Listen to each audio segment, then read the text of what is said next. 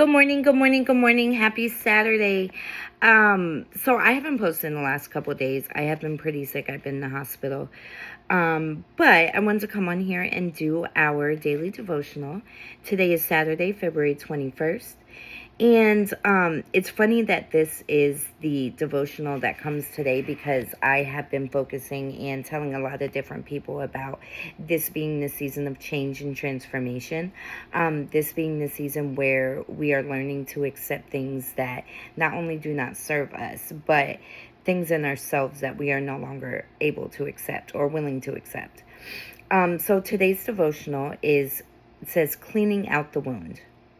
If I had experienced different things, I would have different things to say. So often, I have felt troubled and guilty bearing witness to my pain, and yet not to make things worse, somehow, in saying just what mother had done in her cruel need to be the center, or just what father couldn't do out of his fear of facing my mother. Somehow, telling the truth as I know it makes me feel like a bad person, as if I'm making my pain up, as if I'm hurting others by saying bad things about them. I have to stop. And not because, how can I say this? I think that so many of us do this.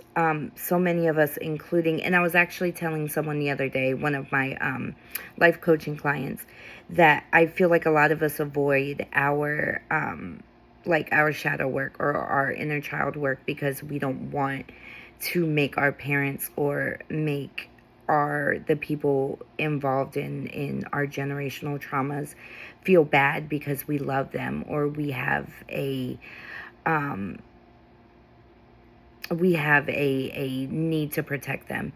And I want us to understand that when we go to do this work, we are forgiving ourselves, and it's not necessarily blaming others.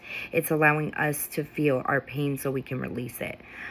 So that really stuck out to me there. So I had to pause and say that. Anyway, but the unshakable bottom of all this is to say that I'm not making things up. If I have unkind things to say, it's because I've experienced unkind things. And so my only guide in witnessing is to be accurate and honest. While I am not a victim, I didn't ask for certain shaping experiences to happen to me. I didn't ask to be slapped or ridiculed as a boy, or to be mistreated by lifelong friends later in life. In truth, if I had experienced different things, I would have different things to say.